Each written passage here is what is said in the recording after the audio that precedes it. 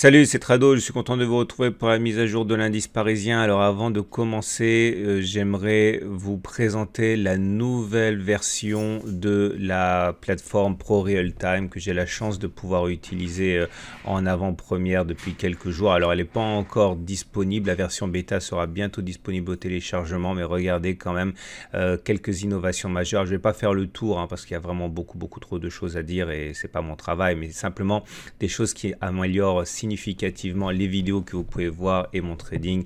Vous avez par exemple le décompte automatique des vagues d'Elliott. Ici, vous avez une façon aussi d'utiliser les épaules tête-épaule. Vous voyez, ça dessine tout seul une fois que vous avez placé les épaules et la tête, etc. Enfin, plein d'innovations. Une messagerie également instantanée pour ceux qui veulent trader en communauté. Vous avez également beaucoup plus d'indicateurs sur ProBuilder. Vous avez aussi la possibilité d'améliorer les systèmes de trading sur plusieurs unités de temps.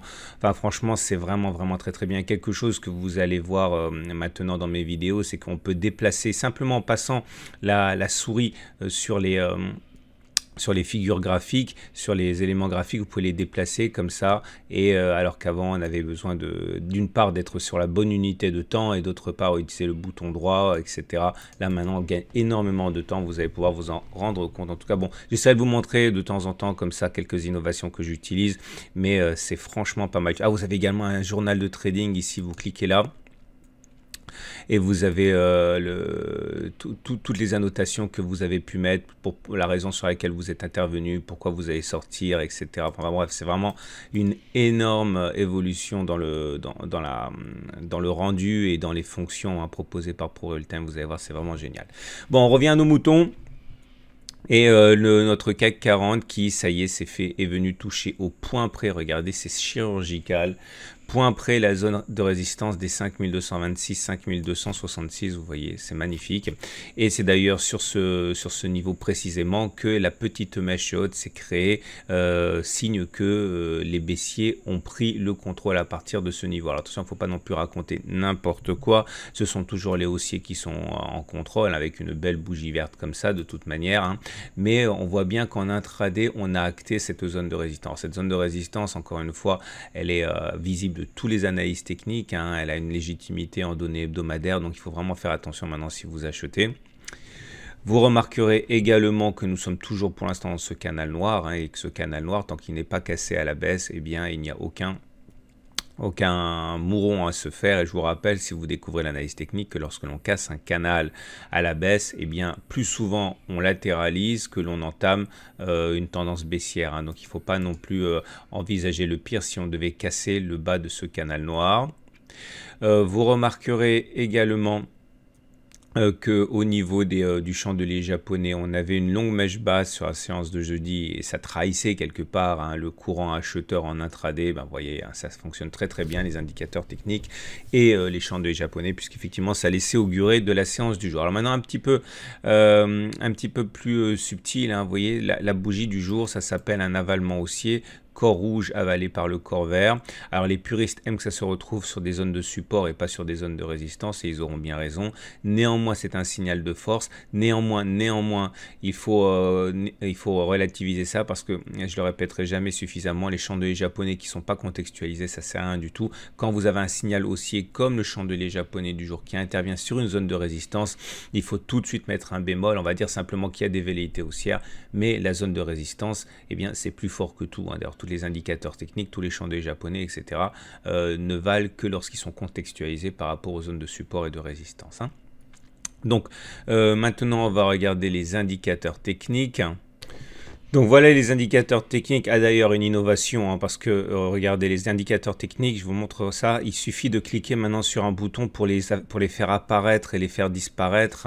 Parfois on a besoin de se concentrer sur un seul des outils et on a tendance à supprimer et après il faut les réinstaller, c'est pénible. Là, vous voyez, simplement en cliquant par exemple sur un moelle mobile à 7 jours, je peux décider de le cacher ou de le remettre.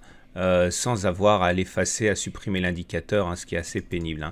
Donc on revient à notre tendance technique et haussière. Vous voyez, la moyenne mobile à 20 séances monte comme ça. On est en tendance haussière et en support, on a la moyenne mobile à 7 jours qui monte haussière. Un fait intéressant, Vous remarquez qu'on a passé beaucoup de temps au-dessus de la moyenne mobile à 20 jours sans l'avoir touché. Comptez avec moi 1, 2, 3, 4, 5, 6, 7, 8, 9, 10, 11, 12, 13, 14, 15, 16, 17, 18, 19, 20, 21, 22, 23, 24, 25, 26, 27, 28, 29 séances sans toucher la M20. C'est dangereux et regardez un petit peu le précédent record. Il datait de 34 séances, c'était là. Vous voyez, c'était là.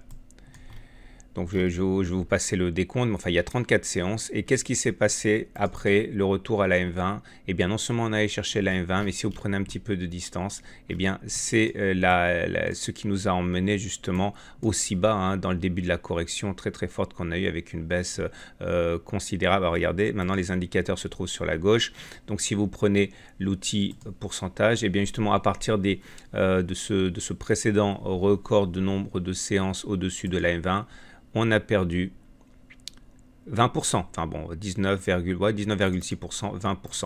Donc voilà, vous comprenez pourquoi je vous dis que c'est très dangereux la situation actuelle. Non seulement on est sur des résistances, mais en plus on a pris de l'autonomie par rapport à la M20. Voilà, soit on fait de l'analyse technique, soit on n'en fait pas. Je ne dis pas qu'on ne va pas passer la zone de résistance, je ne suis pas dans le secret des dieux, personne ne l'est. Très bien, tout à fait possible qu'on y aille, peut-être pas, mais en tout cas, acheter maintenant, c'est aller contre les principes de prudence les plus élémentaires. Maintenant, attention, spéculer à la baisse maintenant, alors qu'on n'a pas de signal de faiblesse, c'est tout aussi dangereux. Donc voilà, à titre personnel, je vous l'ai dit et je l'indique sur mon site tous les jours, j'arme mon swing baissier, je ne le déclenche pas, j'attends un signal, mais j'ai le doigt qui est prêt à dégainer. Les Bollinger supérieurs et inférieurs montent, on est toujours en situation de parallèle haussière, on l'a déjà dit, et les indicateurs techniques qui sont là. Alors regardez, ça c'est pas mal aussi. Si vous utilisez Pro Real Time, parfois vous avez le momentum, vous voudriez le voir en dessous du RSI, etc. Et vous pouvez être obligé de tout recommencer, de tout supprimer, de tout remettre. Maintenant, si vous allez sur momentum, par exemple, vous pouvez le faire descendre ou monter, ok, le mettre où vous voulez sans avoir à refermer, reprogrammer l'indicateur. Ça aussi, si vous êtes un analyste technique régulier, vous savez que c'est quelque chose qui est sympa, qui fait gagner du temps. Hein. Donc, revenons. Alors, vous avez, ah bah là pareil, regardez, vous voyez, j'ai mis, mes textes sont trop petits, avant il fallait configurer, etc. Maintenant je clique simplement dessus et je peux modifier directement sans avoir à faire de choses trop compliquées. Donc le momentum, il est au-dessus de 0, c'est haussier, le RSI est au-dessus de 70, c'est haussier, le MACD est au-dessus de son signal, c'est haussier également, et en même temps, non seulement c'est haussier, mais aucune alerte n'est donnée du côté du CCI, qui est toujours en zone de surachat, et du MACD 0 qui est toujours au-dessus de son signal. Donc à partir de là, on n'a pas d'éléments tangibles hein, pour anticiper une baisse au niveau technique. Hein. Si on veut anticiper une baisse, il faudra le faire sans signal, hein, parce que là pour l'instant il n'y a rien du tout. Voilà, on termine comme d'habitude avec l'Ichimoku. Et l'Ichimoku nous donne plusieurs éléments importants. Tout d'abord, regardez, là je vais faire apparaître l'Ichimoku parce que j'avais simplement caché au lieu de le réinstaller. Donc j'affiche, voilà. Alors je vous le montre une fois de plus parce qu'il s'est passé un phénomène similaire sur le Dow Jones. Hein. Vous vous rappelez comment ça fonctionne? Vous prenez le plus bas de la jambe de baisse, vous prenez la distance jusqu'au twist et c'est la même distance qui vous donne l'objectif au-dessus. Donc clairement, bah, ça vous donne les 50% de Fibonacci, quoi, hein, voilà. Vous mettez 50% au milieu, comme ça. Et voyez, on a atteint l'objectif ici sur le 15 février. Ça a été atteint. Depuis, la tendance elle est haussière. Vous voyez, le nuage il est ascendant, etc., etc. Donc, à ce niveau, ça a déjà produit ses effets. On a eu confirmation de la hausse probable avec le fait que la lagging span était sortie de son nuage. Souvenez-vous, c'était jeudi. Donc, tout se passe pour le moment bien. Maintenant, on arrive sur une zone de résistance importante ici déterminée par le plat de SSB. J'en avais parlé jeudi. Regardez, chaque fois qu'une courbe de l'Ichimoku fait un plat, dans le prolongement, il y a des difficultés. Plat de Kijun, plat de SSB, tout ça c'est vers les 5220 et vous voyez, ça vient se conjuguer à la zone de résistance pour donner des difficultés. Hein. Alors ce dont je voulais vous parler, c'est le Dow Jones qui a été également soumis au même process. Regardez, c'était ici. Alors, on va se mettre en données journalières, c'est ça qui m'intéresse. Là aussi, ça a été complètement repensé et bien. Alors voilà où on en est, hein. Souvenez-vous, le twist, vous prenez, voilà, je mets mes indicateurs, ça se passe ici. Je prends le plus bas, je m'arrange pour tomber sur 50% de Fibonacci, ici, vous voyez, jusqu'au twist, c'était là. Et là, vous voyez, ça nous donnait un objectif ici, dans la zone cerclée, qui a été atteint justement aujourd'hui. Donc, vous voyez, c'est encore un élément qui montre que on est dans une zone à risque. Alors, j'insiste, hein, de grâce, ça ne veut pas dire shorter. Hein, vraiment, je m'en voudrais que vous compreniez ça. Mais ça veut dire, si vous achetez, vous devez savoir à quoi vous vous exposez. Voilà ce que j'avais à dire. Il ne me reste plus qu'à vous donner rendez-vous sur le site pour trouver les matrices de trading qui, en ce moment, sont assez intéressantes, en sens que le CAC 40 obéit bien au principe graphique. On voit bien que les traders sont aux commandes. Et également, hein, très bonne journée et à demain pour la mise à jour.